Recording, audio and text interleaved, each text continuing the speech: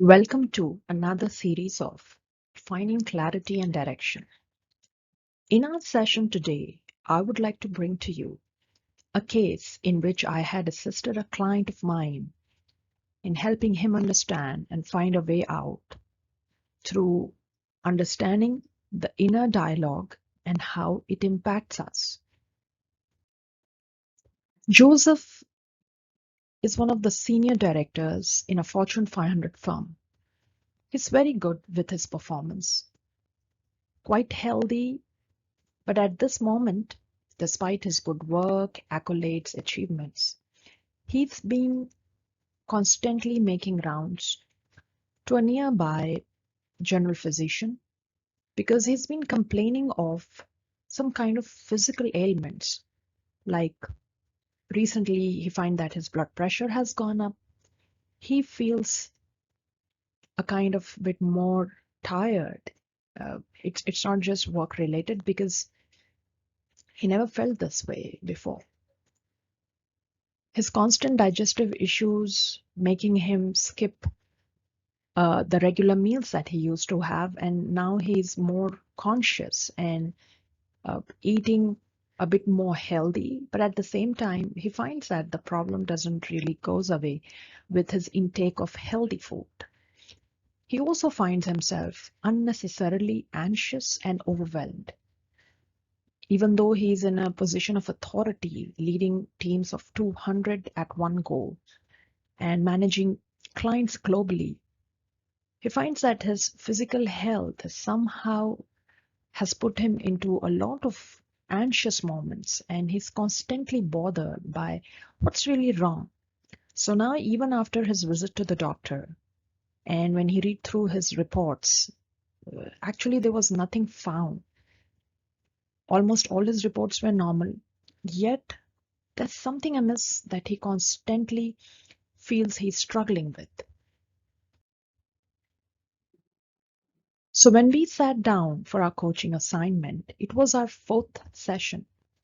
And, and on account of this same health issues, Joseph has been postponing his calls with me for past 2 weeks.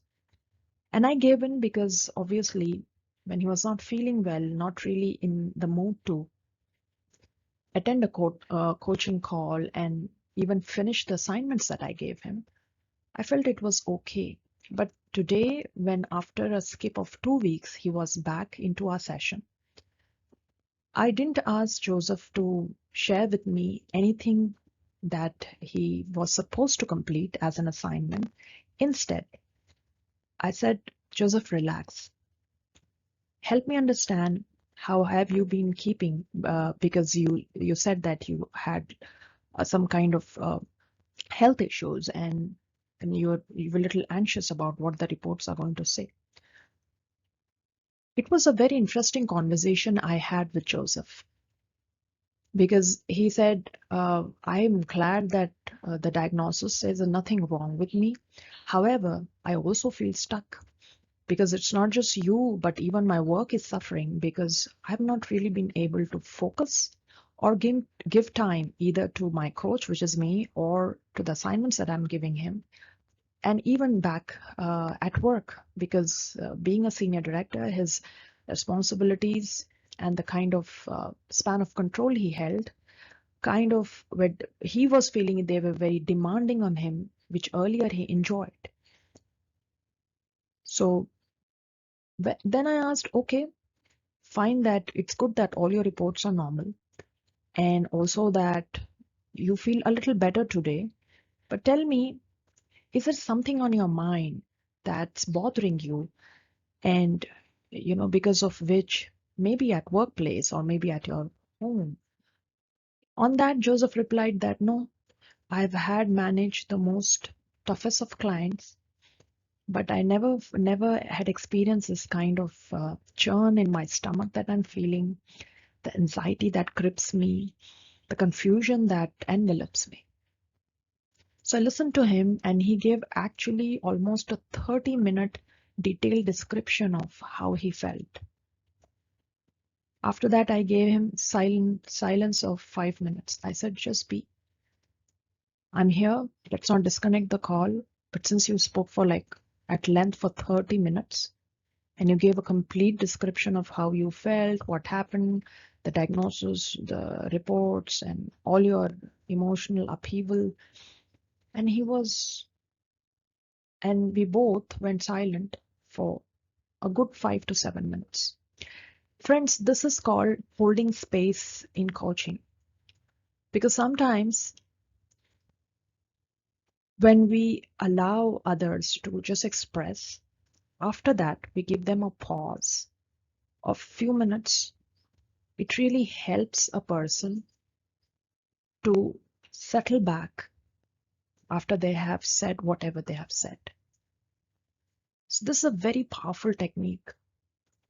I mean, when you hear it, you may feel, what's the power in it? But even if you ever feel that you are feeling a bit anxious and overwhelmed, just simply practice this, and I'll tell you more of what you need to do when you would practice it. So giving this time break and this few silent moments, Joseph was actually feeling very happy. The energy shifted in our same coaching session itself. I asked Joseph, how do you feel now? He said, I feel a little bit more clear before I joined the call and to now, which was like almost 45 minutes now. He was quite content and happy. Said, fine. And without any pressure on you, Joseph, said, I'll just give you a set of 5 questions only. Okay. What I want you to do is, let's not have a call the next week. Instead, let's do a call the next to next week, which means I'm giving you a 2 weeks break. And all I want you to do is give yourself, just like you gave yourself just this 5-7 minutes. Similarly, every single day, give yourself just 10 minutes. Self-reflect and try to answer these questions that I'm sharing with you. Also, don't really force yourself to answer. This is not like a homework. It's more of a technique where I'm trying to help you tap into your inner wisdom of what is it that's bothering you, and let's try to bring it to the surface. So, and one of the best ways you could do it by putting all your thoughts on paper. I am a big supporter, and even the neuroscience says that there is a science to writing it with a pen on a paper than using our electronic devices or tablets or laptops for typing. But regardless, I also do not ever want to inconvenience any of my clients. So whatever way one feels convenient, one can use that. In case of Joseph, he was one of those who also preferred using a pen and a paper. So I said, just relax, give yourself 15 minutes of self-reflection every single day, and try to answer the questions that I'm sharing with you. And what followed up was these 5 questions that you find on your screen and the answers to it. Now, my assignment with Joseph usually, I mean, it was for almost 3 months. But what I'm sharing with you here is a very brief summary of a very long, detailed insights we had. So just these were not just those 5 questions, but for any one of you watching this video to help you understand how self-reflection and some set of questions specific to a person's case can help anyone tap into their inner wisdom, understand what's really at play, and when we connect the dots, we get a perspective. This very method of having someone to give themselves a 15 minutes or a 10-minute every single day of, you can call it anything. I usually tell my clients to say, call it the me time, and self-reflect in it. Step back, watch your own story from your own eyes, And to tap into inner wisdom, these questions actually help. Not necessarily you always have a question. You yourself can sometimes just simply write and you will find answers. But to get a perspective and specific to what really recently happened, a specific set of questions are usually given to our clients so that they find a bit of direction in which they are going. So these questions were actually intended to help Joseph find a direction. And the direction was because the past 3, 4 weeks, almost a month now, he was feeling anxious and all sorts of physical ailments surfacing up, and he's feeling overwhelmed, and his work is suffering, his coaching assignments are suffering. Almost he was suffering. So what you see on the screen is that Joseph in his very disappointed state.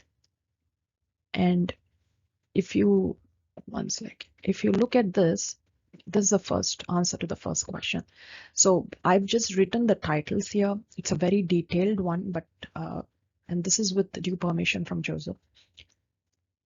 When I asked him what was the thought when when you experience that churn in your stomach and your heart palpitate, I mean, are some thoughts racing in your head? Are you just trying to catastrophize or think something else? And he nodded and said, yes. I was actually thinking I've just got a dreadful disease and my reports might just say that. And the more I used to think on it, the more I would get anxious and overwhelmed and into that constant stress cycle. Then I asked him, okay, what is it you thought you hesitate to share with anyone? Because now that your stress cycle, you are into it with thinking you have just your doctor's going to tell you that you have only a few days to live and you've been diagnosed with a dreadful disease. He said, I lack courage. So if you look at this, I lack courage, and the answer to the fourth question, I think, yeah, what's holding you back from letting this thought go? He said fear. And how long you have been with it? When he said since a long time, then friends, what I actually did was I took this into a very deep dive session, which I'm not sharing it here because this is very personal and confidential. But what I really intend to share with you in this session is how we can tap into our inner wisdom when we use the help of a coach, a case-specific journal prompts, and a practice of self-reflection. Finally, when I asked Joseph, what's your identity without this thought? Okay, let's throw everything off in the garbage. Who is Joseph? The answer that came out even surprised Joseph itself. He said a resilient Joseph, because he carried a lot of trauma from his past, and that was actually counting to, there were several experiences, traumatic and negative ones in his life, which were actually had now surfaced up. So this was not a case of just a recent happening, but it goes back to years. Well, but this combination of this conversation of helping Joseph connect with his inner self through the practice of self-reflection helped Joseph really understand his inner dialogue. So it was a combination of tools, journal prompts, and assistance from the coach. Because our inner chatter can lead us to think both in positive and negative ways. And it depends on what we use the most. And not everyone may really learn to use it the right way unless you have help from an expert. In case of Joseph, I facilitated that for him and helped him not just with this, but there were 4 other tools that I gave him, which eventually helped Joseph to put an end to the negative self talk or the inner dialogue he was having with himself, which was taking a toll on his physical health.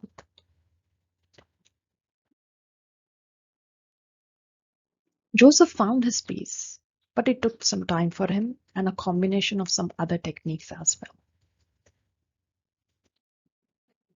If we look at the inner dialogue thing, friends, what I also want to share here with you all, what you see on your screen is a para from Ethan Kross. He's a bestseller and also a psychologist. And in his book, The Voice in Our Head, Why It Matters and How to Harness It, he talks about the same thing that I was trying to help Joseph come out of, because it was now taking a toll on his physical health and his mind. So as Ethan explains, that when we go through difficult experiences, we need to really find a perspective. We need to put things into perspective. And that really helps us move away from what we are thinking and also channelize our inner dialogue into a positive one, so that our inner conversations that's going to go on and on and on till the time we are breathing, it won't really end, nor can we end it abruptly. But what we could do is to channelize it in the right way. Because if we leave that negative in our self-talk, just like Joseph, it can have a profound effect. Maybe not today, maybe not tomorrow, but in the long run. So friends, if just like Joseph, you feel there's something amiss, you want to take a deep dive in understanding about your own inner dialogue or the chatter that you feel may have surfaced up in your life in various other ways which are hurting you more than serving you. Here's my invitation to you to apply and enroll, and I'm eagerly waiting for you to serve you, to meet you in our next coaching session. Thank you.